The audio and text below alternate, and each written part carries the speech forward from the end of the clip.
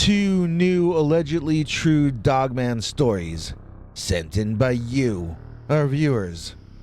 I invited the werewolf home. Comes up in a little while. But first, let's jump straight into the one that's entitled I Created Dogman as a Prank.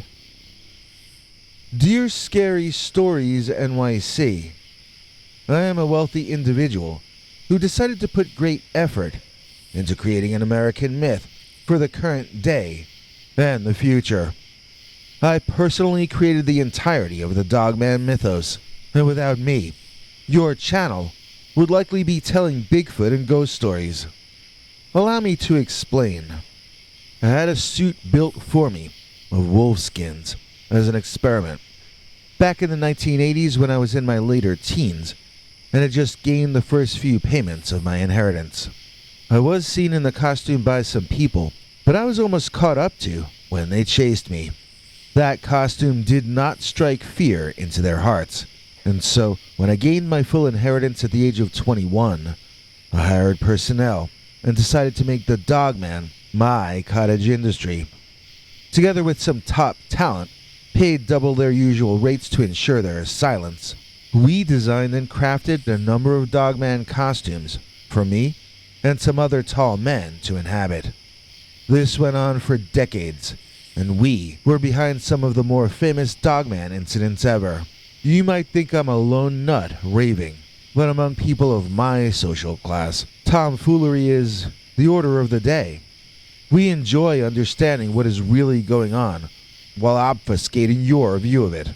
It's funny to us when we hear our employees repeating an absolutely ludicrous fabrication that we, or one of our friends or associates, made up and spread around using the media. There's a very deep sense of satisfaction knowing that we've pulled the wool over so many eyes with what for us is a fun thing to do, an entertaining pastime that allows us to control the minds of millions and protect our place in the world. If I told you even half of the lies you believe, and if I told you the true authors of those lies, why, you'd think I was crazy. In fact, it's just that you're confused. And I should know. I've done my share of the confusing, I'm very proud to say. My doctors all tell me lately that I do not have long for this world, and so you might say I'm on my farewell tour. I'm making sure that people who are good to me will get rewarded after I go. I'm making sure to twist the knife into the backs of all the people who weren't, one last time. It's also my last chance to gloat and to rub things in. I can't reveal my name, and I can't announce publicly that I made up the Dogman because much of the money I am leaving behind will go directly to keeping the sightings happening long into the future. If I tell you too much now, it would ruin all those plans for the next 100 years of Dogman in America. So I can't reveal all my secrets, but I can rub it in anonymously that I got all of you dancing to my tune. I could announce this in the establishment press, but instead, I'm using this tiny YouTube channel that also seems to have fallen for my mental traps. I'm guessing that all of you listening to this have a list of challenging questions for me, and so I'm going to try to answer some of the more obvious ones right up front. I know that the Dogman is said to have the hind legs of a canine-type creature, yet is still able to walk bipedally and even run at great speeds. This is all true, but the story of how we got there is what is kind of amusing, at least to me. We weren't even looking to do half of that when this started. We were just seeking to have the character look more like an upright canine, and hopefully then be more frightening when we put in our nighttime appearances on highways and outside people's windows. We were only looking for ways to frighten people and stress out their lives, but we discovered so much more in the process. So as I think I mentioned, my initial appearance in public as a prototype version of what would become the Midwestern Dogman was not a success, and I was in fact chased by a small crowd of angry villagers. We analyzed our own footage of the event and decided 2 things. 1. My legs looked too human and not canine enough, and 2. I was not tall enough to be imposing, to a crowd of 3 or 4 individuals. We resolved to fix this by creating legs for me that would both more closely resemble those of a canine and give me the advantage of greater height. Some of our earlier designs I have since seen used in cosplay outfits and in a movie called Dogman 2. What I mean is these people used ideas identical to ours. They couldn't have known about ours, so I'm not saying they stole the ideas. They were just thinking along the same lines. The trouble with those kinds of leg attachments, though, is that they are sometimes impossible to walk in, or at best difficult. Heck, they're even hard to balance in, let alone walk. It was at that point in our research when we happened upon an article about Spring Hill Jack. If you're unfamiliar, Spring Hill Jack started as an entity being reported by eyewitnesses in and around the London of the 1800s into the early 20th century. Spring Hill Jack was able to run at great speeds and leap over tall fences with little effort. The newspaper reports of his sudden, unexpected appearances around town, flashing a weird light, terrifying young British ladies, grew so popular that soon fiction was being written about Spring Hill Jack to meet the public's demand for more about him. As the myth of the character grew, explanations were sought for how he was able to do such things as leap over tall walls and fences, or leap from the street straight up to a rooftop. The writers decided that he was a rich man working in secret as an inventor, and that he had invented spring heels, which he put in his boots. Using this mechanical device, Jack was able to make great and impossible leaps in front of the eyes of crowds of onlookers. It was never really explained how springs in the heels of your boots could propel a fully grown man up to a rooftop, but since it was explained away as something that a rich guy had done, the general public accepted the concept. In fact, this concept was used again for Zorro, and then again for Batman, who was an inventor and an athlete, just like the fictional version of Spring Hill Jack. Learning all of this, I was struck by the synchronicities. I, too, was a millionaire, looking for a way to disguise myself and to be able to run and leap with an ability beyond that of an ordinary human being. So I went to my staff working on the project, and I told them to invent a dog version of the Spring Hill Jack Super Boot concept. They laughed at me, asking them to create a variation on a fictional invention that had never actually been invented. So I narrowed their request down a bit by asking them to create an exoskeleton-type device to be worn like a boot over the leg that could not only walk, but also run and jump. And it needed to look and move on the exterior, exactly how a wolf's legs would look and move.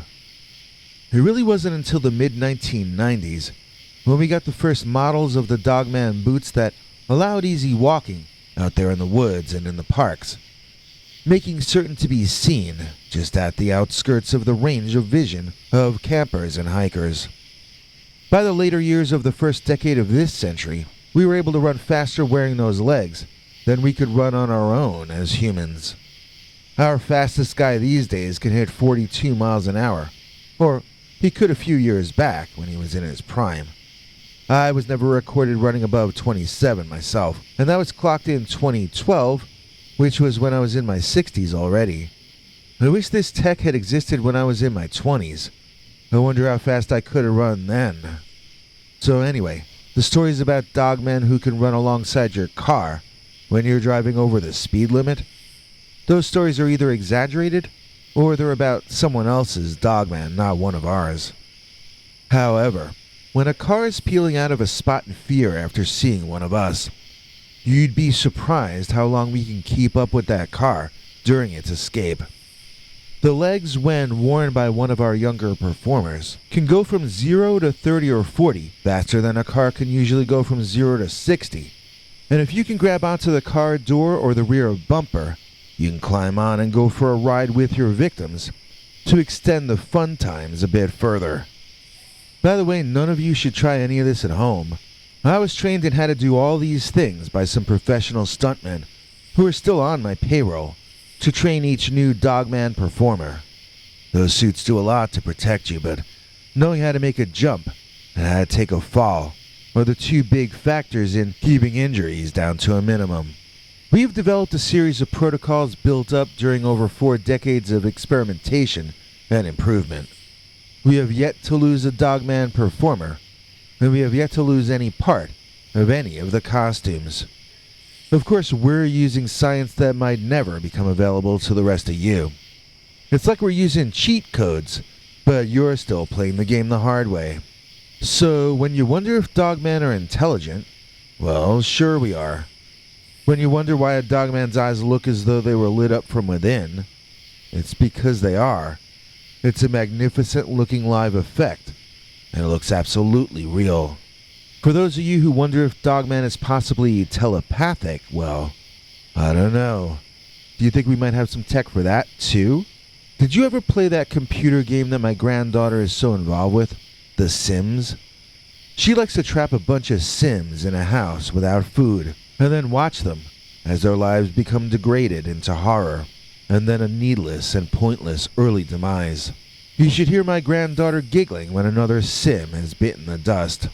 Well, that's exactly the kind of fun that it is to stand outside a family's bathroom window at 2 a.m., just waiting for someone to have to use the bathroom. Once they see you in your werewolf getup, outside looking in at them, they suddenly no longer need to go, if you catch my drift. And the cemetery bit, that one never fails. If you're made up as a fast-moving Dogman, and you go into a graveyard full of drunken teenagers, well, it doesn't matter if there's 2 of them or 22, they will run. Heck, I could even go out there at my age and scare off a couple dozen young hoodlums. I'm telling you, something about being in a cemetery makes a Dogman costume 12 times as frightening. Wait, we have stats on that. I was way off. The cemetery gigs were 3.47 times as scary as our other approaches. I don't even recall how we measured that, but the point is, location can work for or against you when you're out tormenting the normies. Which of course you should never do. That sort of thing needs to be left to the people who know how to do it correctly and scientifically. Now, I'm not here to disillusion anyone. If you want to think that any particular Dogman sighting that you've heard about is real, then you should go ahead and continue thinking that. People should think that which makes themselves happy. Of course, if they're not going to be happy anyway, then I'll go ahead and try to get them to think my way. But I do want to propose a thought question. The Beast of Bray rode. It knelt along a road, holding roadkill up on the palms of its paws or hands as it ate. The creature was not seen running or even standing. It was kneeling and eating. Some have proposed that it was a bear with mange. Could it not also have been me, or one of my men, posing by the road and waiting to be seen? No, I'm not saying that's what happened. I'm just asking if such a thing might have happened, that's all. If you go jogging on a nature trail on a dark, overcast morning, and you hear what sounds like someone in the woods, matching your footsteps, matching your walking, step for step, might that not be one of my Dogmen? Might that not be me? When glowing eyes glare out at you in the night outside your window, could that also be me, spying on you? Or am I lying when I insist to you that I created Dogman as a prank? I invited the werewolf home. Dear Scary Stories NYC, I invited home a werewolf that I met when I was out walking, and it ruined my entire life before very long. Now I've lost my family. I'm flat broke. But I've still got my werewolf, and that's the only thing I really care about anymore. My mother used to tell me that life was to be lived, and that youth is for the young. But as soon as I made one decision she disagreed with, then suddenly she was saying that youth was wasted on the young, whatever that's supposed to mean. I am a 22-year-old female living in Michigan. Actually, now I'm living wherever we end up, basically. The 2 of us are what they call nomads now. He taught me that word, then made fun of me for not already knowing it. He says I need to be smarter than a werewolf to make it as a human, but I know he's joking around. He used to actually be an honor student a few years ago. I know this because I know his mother, and it's true. So I don't know how he became a werewolf. I can't get that info out of him or his mom, and I don't know if it's something I can catch from him. I know I don't seem to have any of the symptoms so far, and he always finds a safe house to leave me at before he goes off to be a wolfman for a while. Even though that was how we met, I hardly ever get to see the wolf any longer. Now it's me and the human guy, and he keeps the wolf self to his own self. But it wasn't always like that. There was a time when he couldn't take his glowing eyes off me. He saw me when my family rented a log cabin in the woods, but I wouldn't see him until about a month later, after he followed all of us 358 miles home to our house. He's very romantic, but he's still a dog. He pursued me in his wolf form when I would go out at night and when I would jog in the early morning. The first time I saw him, I also saw the look in his eyes that told me he was hungry. I just wasn't sure what kind of hunger we were talking about. I thought I was going to be ripped apart, and I was more than scared. I was really sad, too. I loved my family so much, I wished I had said goodbye to them.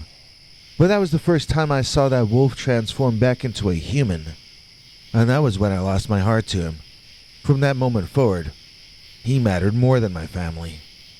He is a human, you know. He isn't an animal.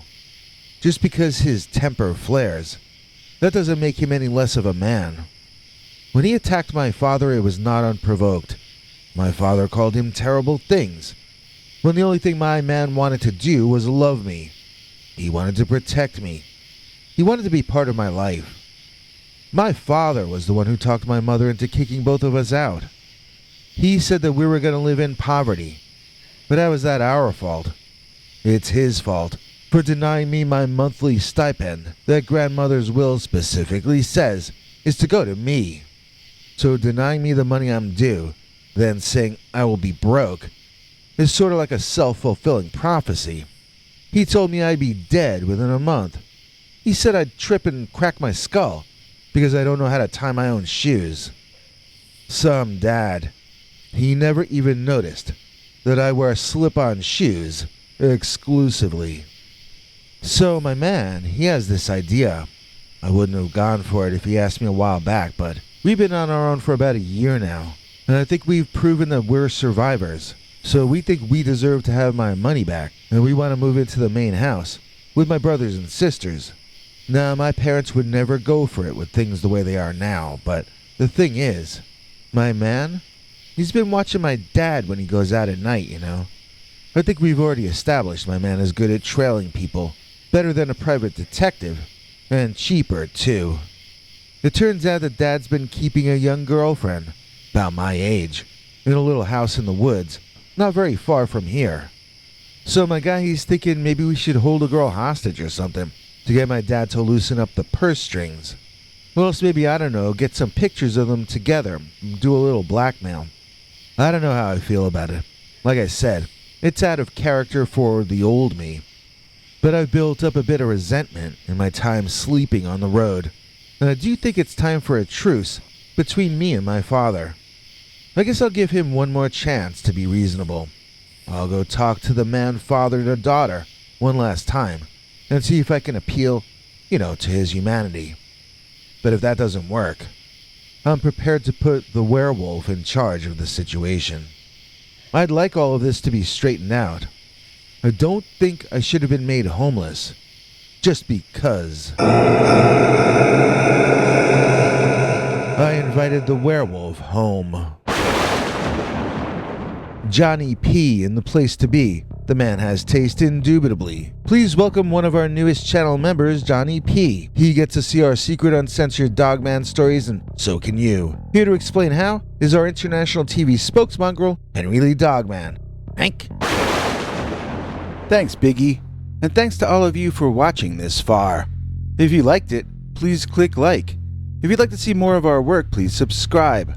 And also click that bell icon if you'd like to be notified when we put out a new episode. To become an executive producer, you can donate to us through the thanks button under each of our videos or through our paypal.me/PeterBernard209 page. To receive cool perks like secret uncensored Dogman episodes far too wild to ever run on this channel, you can become a YouTube channel member by clicking the join button, or join our PayPal subscribers club at peterbernard.com. Joining either at the $3 a month level or above gets you access to our over 25 hours of secret uncensored Dogman stories available nowhere else. Do you have a scary story about Dogman or some other kind of high strangeness that happened to you? Let us know by emailing us at scarystoriesnyc@gmail.com or by leaving us a voicemail message at 804-LA-SCARY. You may need to call back on that when it cuts off after I think 3 minutes. And if you don't want to do any of that stuff, thank you for simply watching to the end. Good night, and have a scary tomorrow.